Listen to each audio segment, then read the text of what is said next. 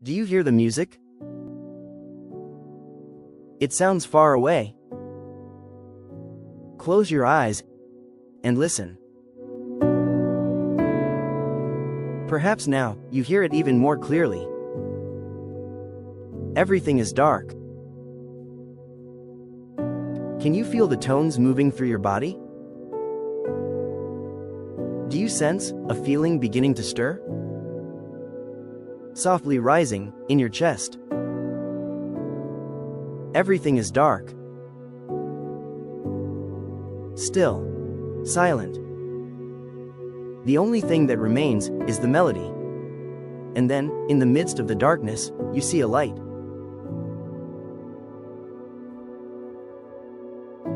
And the more you focus, the stronger it becomes.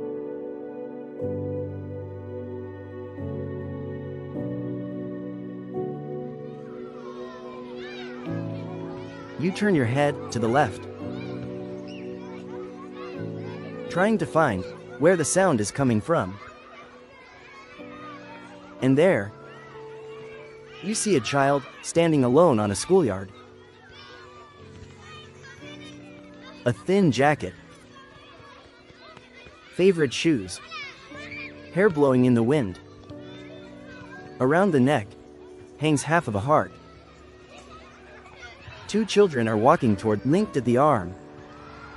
They move straight toward the child who stands there. One of them extends a hand, and in the palm rests the other half of the heart. A small voice says, "I don't want to be your best friend anymore." The necklace is handed back. They turn away, link arms again, and walk off, climbing to the top of the play structure. The place you used to sit together. They glance toward you, whisper, laugh. And you remain standing. Still, the cold heart rests in your hand. Tears pressing behind your eyes. But you bite your lip. No one must see. That child is you, 7 years old. You had forgotten this moment. But now, you remember. You remember how your world collapsed. How it felt to be left behind. How fear was born in you. Fear that you would never dare to get close to anyone again. That you were not enough. And you never knew why. You remember the feeling of being alone. Of not understanding why. The shadows are moving. You are standing in a dark room. Plastic cups on the table. It's a party. Your old friends from school sit scattered around the room. Everyone is talking, laughing, holding someone close. You are standing in a corner, pulling at your shirt. A lump rises in your throat. You are here, but not really. Surrounded by people, and still, so alone. You want to go home. But you stay. Afraid of missing something. Afraid of drifting even further away from your friends. Afraid of feeling even more left out. Hello, can you hear me? A voice yells. You turn around. Standing in front of you is someone angry. You're standing in front of the person you once loved. The words cut through the air. With each sentence, you sink a little lower. It's over. Everything ends here. Your heart feels like an empty shell. No one will ever want me. No one.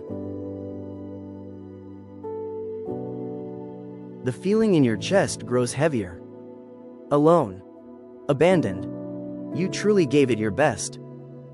Maybe even too much. And then it hits, like an echo inside. I'm not enough. I will always be alone. Be left behind. You gave your all. And still, it wasn't enough. The memory disappears. It turns dark again.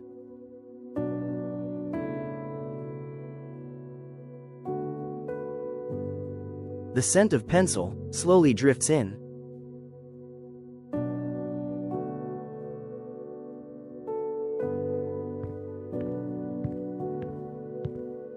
You're sitting in a classroom. The teacher walks around the room, handing out papers, and stops by your desk.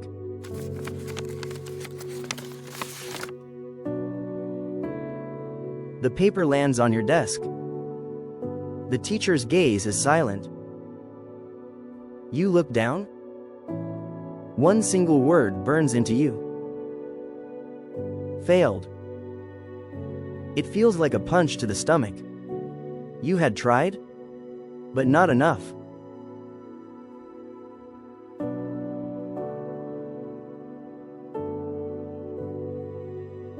You look up. In front of you is a mirror.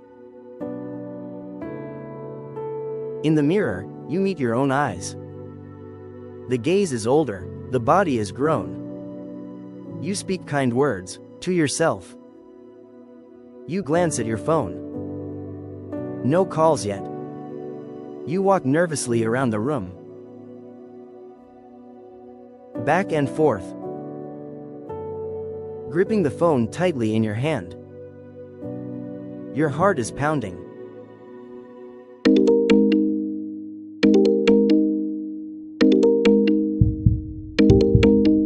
The call comes. You answer. We chose another candidate, the voice says. A bit more experience.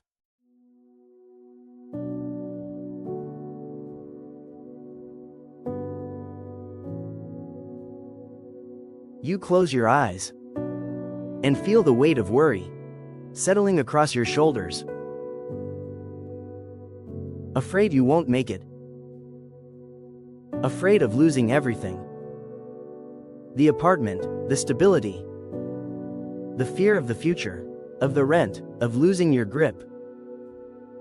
And there it is again. That feeling of not being enough, of never being quite what is needed. You see yourself, in another time, at a nightclub, traces of red wine on your lips. You're too drunk. You stumble. You feel shame. Not because of your clothes. Not because of how you looked. But because of how you felt. Empty. You tried to be happy. You tried to feel okay. But you knew that it wasn't really you. And you remember, that night hurt. You know you did things you didn't want to do. Even though you smiled. Even though you laughed. The memory tastes like shame.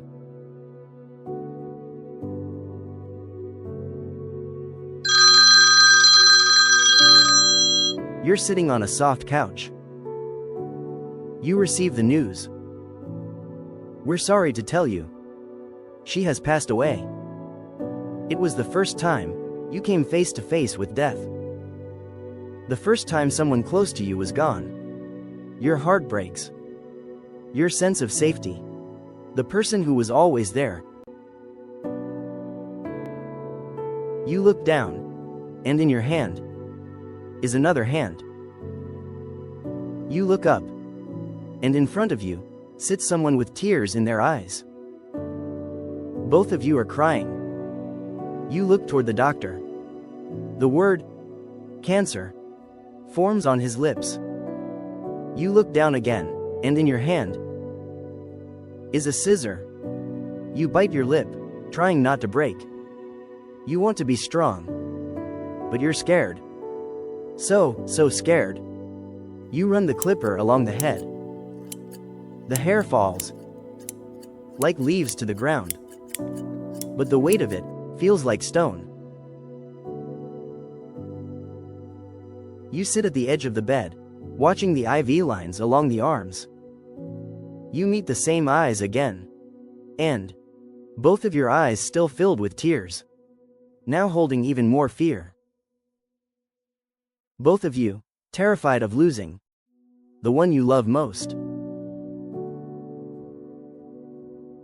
Everything fades to black again. You stand by the train tracks. Tears are falling, just millimeters from the edge. Everything feels like too much. Life is heavy now. You're standing close to the edge. Not because you want to die, but because you can't carry it anymore.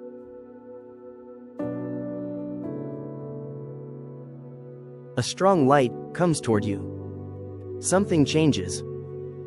The light feels safe, like a warm embrace. You try to focus on it, hoping to get closer to that comforting, gentle feeling.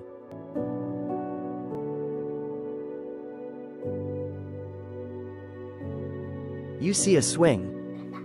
You meet a joyful gaze. A laughing mouth. You swing back and forth, smiling, laughing with your best friend. You laugh so much, your stomach starts to ache.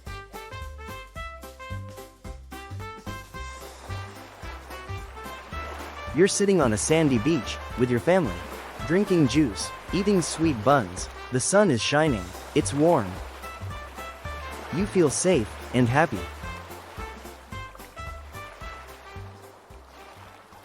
You blink, and when your eyes open again, you feel nerves fluttering in your chest. Something is about to happen, but you don't know what. A hand reaches for yours. A first kiss. You feel butterflies in your stomach.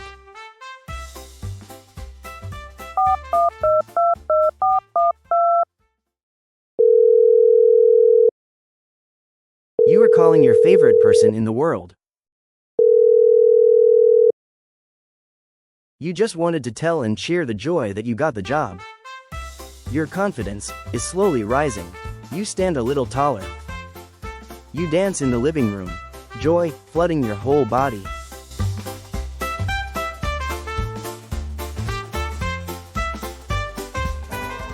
Church bells are ringing. You walk hand in hand with the one you love. Every step feels sacred. Every heartbeat, safe.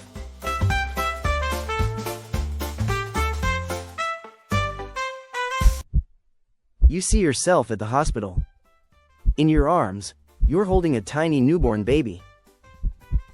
Happy tears rolls down your cheek. You are embraced from behind by the one you love. You smile and look at each other.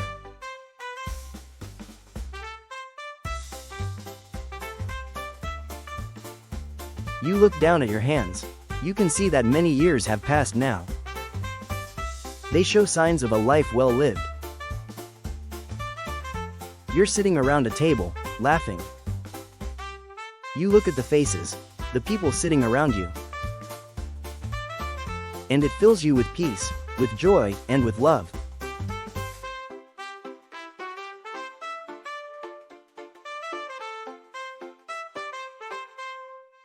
A voice, far away, yet somehow so close, asks, "Do you want to do it again? Do you want to live another life on earth? You won't remember what has been. You won't know which body or which life you will return to." You hesitate. You wonder, what happens if I say no? And then the answer comes to you. And the answer feels warm and safe.